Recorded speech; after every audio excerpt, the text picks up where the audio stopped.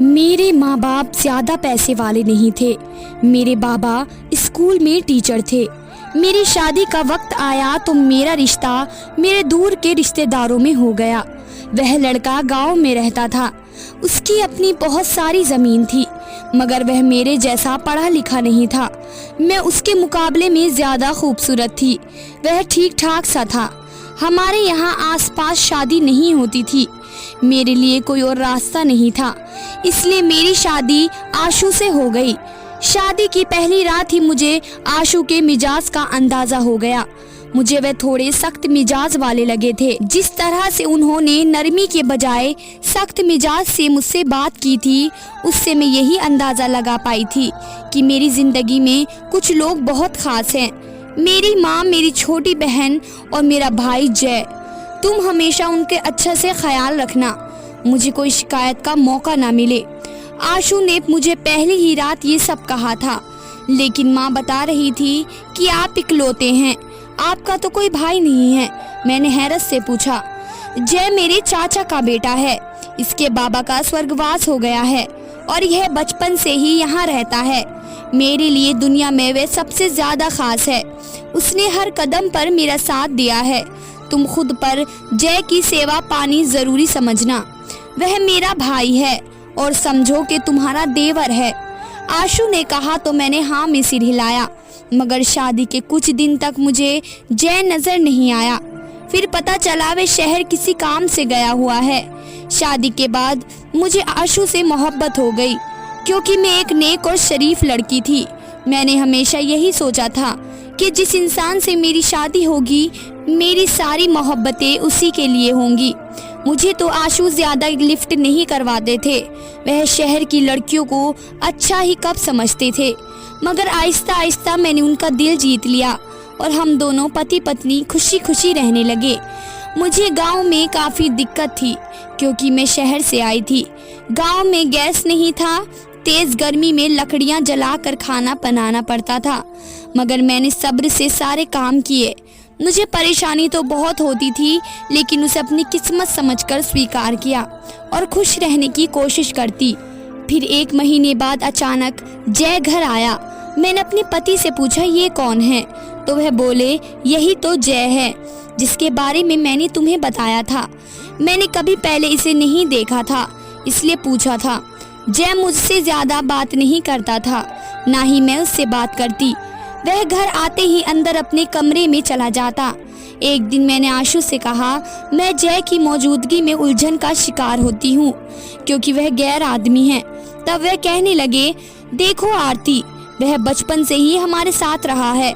बहुत अच्छा लड़का है, मेरा अच्छा दोस्त भी है और भाई भी। तुमने उसके बारे में आइंदा अगर ऐसी कोई बात की तो मुझसे बुरा कोई नहीं होगा। मेरे पति गुस्से में मुझ पर चढ़ दौड़े तो मैं बहुत डर गई। मैंने सोचा मैं कभी उसके बारे में आइंदा कोई बात नहीं करूंगी। उसके बाद मैं चौकन्ना हो गई। वह मुझे किसी काम को ना कहता। एक दिन वह अपने कपड़े खुद इस्त्री कर रहा था तो आशु ने देख लिया। उन्होंने मुझे डांटा, क्योंकि जय के कपड़े इस्त्री करना मेरी जिम्मेदारी थी। मैं डर गई। मैंने जय से कपड़े लिए और इस्त्री करना शुरू कर दिया। इस्त्री के बाद मैंने कपड़े उसकी तरफ बढ़ाए तो उसने मेरा हाथ छूने की कोशिश की। मेरा ये वहम था या कुछ और, क्योंकि मुझे लगा था कि उसका हाथ मेरे हाथ से लगा है, बल्कि उसने जानबूझकर ये हरकत की है। अब मैं अपने पति से भी उसकी शिकायत नहीं कर सकती थी, क्योंकि वह उसके बारे में उसके खिलाफ भी कुछ सुनने को तैयार नहीं थे। मैं अब जय के सामने ना जाती, उससे दूर दूर ही रहती, खुद को सारा दिन कमरे में बंद रखती, मगर काम के लिए मुझे निकलना ही पड़ता। मेरी सास भी उसके गुण गाती थी। घर में कोई उसके खिलाफ कुछ सुनने को तैयार नहीं था। एक दिन मैंने अपने पति से कहा कि हम अपना घर अलग बना लेते हैं।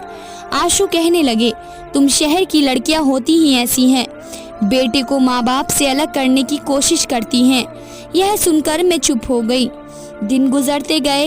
एक रात मुझे एहसास हुआ जैसे कोई दीवार कूदकर घर के अंदर आया है।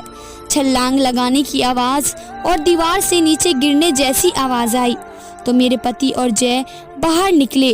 टॉर्च से देखा तो कोई नज़र नहीं आया, मगर किसी के कदमों के निशान ज़रूर थे। फिर दूसरे तीसरे दिन ऐसा ही हुआ।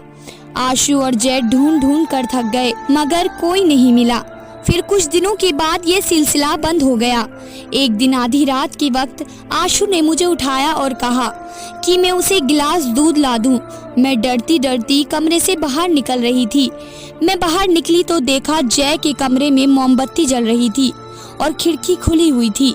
दरवाजा भी खुला था। वह चारपाई पर लेटा मोबाइल पर बिजी था। दरवाजा खुलने की आवाज सुनकर उसने निगाहें उठाकर देखा। मैंने भी उसे देखा। उसे देखकर मैं बहुत डर गई। मैं जल्दी से वहां से चली गई। मैं जब दूध का गिलास लेकर कमरे में जाने लगी तो जय वहीं पर मौजूद था। मैं जल्दी से अपने कमरे में आ गई मगर मैं बहुत डरी हुई थी। पति ने पूछा तो मैंने बताया कि रात के अंधेरे से डर गई थी। अगले दिन सारा दिन जय घर पर नहीं था। वह रात को घर आया। मेरे पति को अकेले में बुलाकर कहा कि उसने मुझे कल रात किसी व्यक्ति के साथ देखा है और वह पैरों के निशान भी जरूर उसी व्यक्ति के होंगे। जय ने आशु से कहा कि कोई व्यक्ति रोज तुम्हारी पत्नी से मिलने आता है क्योंकि रोज ही दीवार से कूदने की आवाज आती है। यह सुनकर मैं हैरान रह गई। मैं सोच भी नहीं सकती थी कि जय मुझ पर इतना बड़ा इल्जाम लगाएगा। मेरे पति ने मुझसे पूछा क्या ये सच है। मैंने साफ कह दिया कि यह मुझ पर इल्जाम लगा रहा है। फिर जय ने कहा क्या कल रात तुम बाहर नहीं निकली थी। जय की बात सुनकर मैं रोने लगी। मैंने कहा मैं तो दूध लेने गई थी। फिर मेरे पति ने मुझ पर शक करते हुए कहा कि मैंने भी तुम्हें रात को कमरे से बाहर जाते कई बार देखा है। दूध लेने तो तुम एक बार गई थी। उनकी बात सुनकर मेरे पैरों तले जमीन निकल गई। मैंने कहा आशु क्या आपको मुझ पर यकीन नहीं है। मैंने उनका गिरेबान पकड़ कर झंझोड़ा। मैं पागलों की तरह चिल्ला रही थी। नहीं जय झूठ नहीं बोल सकता। उसने तुम्हें देखा है किसी व्यक्ति के साथ। उसे क्या जरूरत है झूठ बोलने की। मैंने देखा है रोजाना दीवार कूदने की आवाज आती है और किसी के कदमों के निशान भी दीवार के पास ही मिलते हैं। तुम शहर की लड़कियों का कोई भरोसा नहीं। आशु ने मुझे एक झटके से नीचे धक्का दिया और मैं जमीन पर गिर गई। मेरी आंखों के सामने अंधेरा छाने लगा। मैं अभी सही तरह संभली ही नहीं थी कि उसने मुझे लातों और घूंसों से मारना शुरू कर दिया। वह गुस्से से पागल हो रहा था। उसकी आंखें लाल सुर्ख हो रही थी। वह मेरी किसी बात पर यकीन करने को तैयार नहीं था। उसने मुझे जानवर समझकर मारा। जय ने उसे रोक लिया। कमरे में हम तीनों के अलावा कोई नहीं था। मेरे सास ससुर सो चुके थे। इसके शहर का ही कोई आशिक होगा जो रोज इससे मिलने आता है। आशु ने एक बार फिर कहा और वह कहता जा रहा था मगर मैं निढाल नीचे मिट्टी में पड़ी सब सुन रही थी। मेरे सर पर जैसे आसमान गिर गया था। एक पल में मेरी दुनिया लुट गई थी। मैं रोते हुए सोच रही थी कि मैं अपने घर वालों को क्या जवाब दूंगी। आशु भगवान का खौफ करो। मुझ में और इतनी हिम्मत नहीं है। भगवान के लिए इतना बड़ा इल्जाम मत लगाओ। मैंने मुश्किल से आवाज निकाल कर कहा। मैं सदमे से बोल नहीं पा रही थी और दर्द से करहा रही थी। तब आशु ने कहा ये मत समझना कि मैं तुम्हें और तुम्हारे आशिक को आजाद छोड़ दूंगा। मैं अभी तुम्हें जान से मार दूंगा। क्या समझती हो तुम मुझे धोखा दोगी, मेरी इज्जत से खेलोगी और मैं तुम्हें जिंदा छोड़ दूंगा। और मैं जैसे बेजान हो गई थी। मुझे जान से मत मारो। पहले मुझे मेरी बेगुनाही तो साबित करने दो, फिर बेशक मार देना। मगर आशु ने मेरी एक ना सुनी और मुझे तलाक दे दी। तलाक के शब्द थे या पिघला हुआ शीशा। मुझे कानों पर यकीन नहीं आ रहा था। वह दोनों मुझे घसीटते हुए घर से बाहर ले गए और मुझे कहा अगर आवाज निकाली तो गला दबा देंगे। अंधेरी रात में वह मुझे एक झील के किनारे ले गए। मेरे लिए यह रात किसी कयामत से कम नहीं थी। मुझे झील के किनारे घसीटे जा रहे थे। एक लंबी यात्रा थी जो खत्म नहीं हो रही थी। मैंने चप्पल भी नहीं पहने थे। जगह जगह पाँव में जख्म हो रहे थे। तभी कुछ देर बाद झील का किनारा आ गया।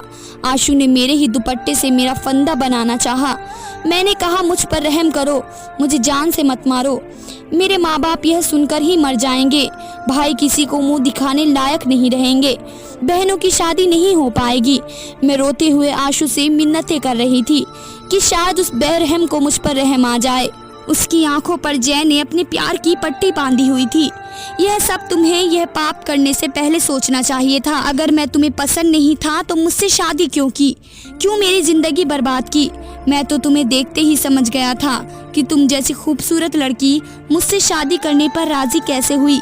जरूर तुम्हारे घर वालों ने जबरदस्ती तुम्हारी मुझसे शादी करवाई होगी, वरना तो तुम शहर में रहना चाहती थी। आशु ने इतना कहा और फंदा मेरे गले में डाल दिया। तभी जय ने उसका हाथ खींच लिया। मेरी बात सुना आशु, यहाँ पर सामने पुलिस चौकी है। अगर हम इसका गला दबा कर फेंक देंगे तो हम दोनों ही पकड़े जाएंगे, हम पर इल्जाम आ जाएगा। हम ऐसा करते हैं, इसे झील में फेंक देते हैं और यह डूब कर मर जाएगी। सब समझेंगे कि इसने आत्महत्या कर ली। अपने गांव वालों को तो हम बता देंगे। अगर हमने इसे गला घोट कर मार डाला तो हमें पुलिस से कोई नहीं बचा पाएगा, मगर हमें पुलिस से भी तो बचना है। जय की बात सुनकर आशु ने हाँ में सिर हिलाया। हाँ जय, तुम बिल्कुल सही कह रहे हो। वह मुझे झील के किनारे लाए और नीचे धक्का दे दिया। वह वहाँ से जल्दी से चले गए थे ताकि पुलिस देख न ले। मैं पानी में डूबती चली गई। मुझे पता भी ना चला मैं कब बेहोश हुई। मुझे अपनी मौत करीब नजर आ रही थी क्योंकि मुझे तैरना नहीं आता था। आहिस्ता आहिस्ता मैं डूबती गई। मेरी आंखों के आगे अंधेरा छा गया। मुझे लग रहा था बस मेरी मृत्यु हो गई है। किसी छिपती हुई रोशनी से मेरी आंख खुली। मैंने देखा सूरज मेरी आंखों के सामने है।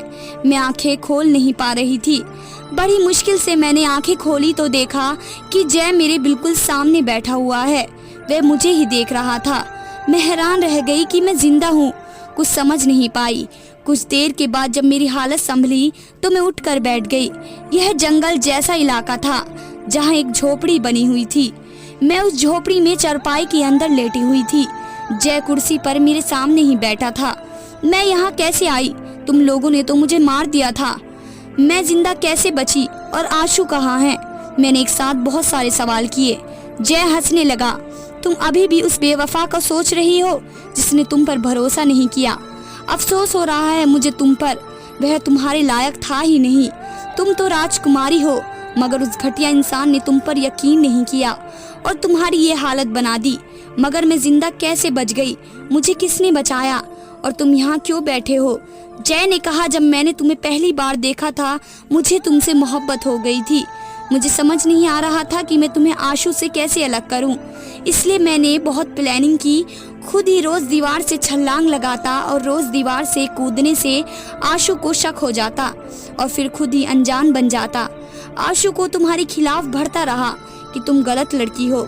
फिर खुद ही तुम पर गलत इल्जाम लगाया ताकि आशु तुम्हें तलाक दे दे। मुझे तुमको पाना था, उसके अलावा कोई रास्ता नहीं था। जब तुम्हें पानी में फेंका तो मैंने पहले से ही एक आदमी को पास ही की झाड़ियों में खड़ा कर दिया था। मैंने उसे पैसे दिए थे कि जैसे ही मैं तुम्हें फेंकूं वह तुम्हें वहां से निकाल कर ले जाए। वह तुम्हें जिंदा निकाल कर ले आया। अब तुम सिर्फ और सिर्फ मेरी हो। हम दोनों शादी करके यहाँ से चले जाएंगे। मैं गुस्से से उठी और जाने लगी, लेकिन वह मुझे शादी के लिए तैयार करने की कोशिश कर रहा था। मेरी जिंदगी तो नर्क बन ही चुकी थी और आगे भी जिंदगी नर्क बनती ही दिखाई दे रही थी। उसके शिकंजे में ऐसी जकड़ी गई थी कि मजबूरन उससे शादी करनी पड़ी। मगर मैं आज भी खुश नहीं हूँ। भगवान ऐसी जिंदगी किसी दुश्मन की बेटी को भी ना दे। दोस्तों, अगर आपको हमारी स्टोरी अच्छी लगी है तो चैनल को सब्सक्राइब जरूर कर लें। धन्यवाद दोस्तों।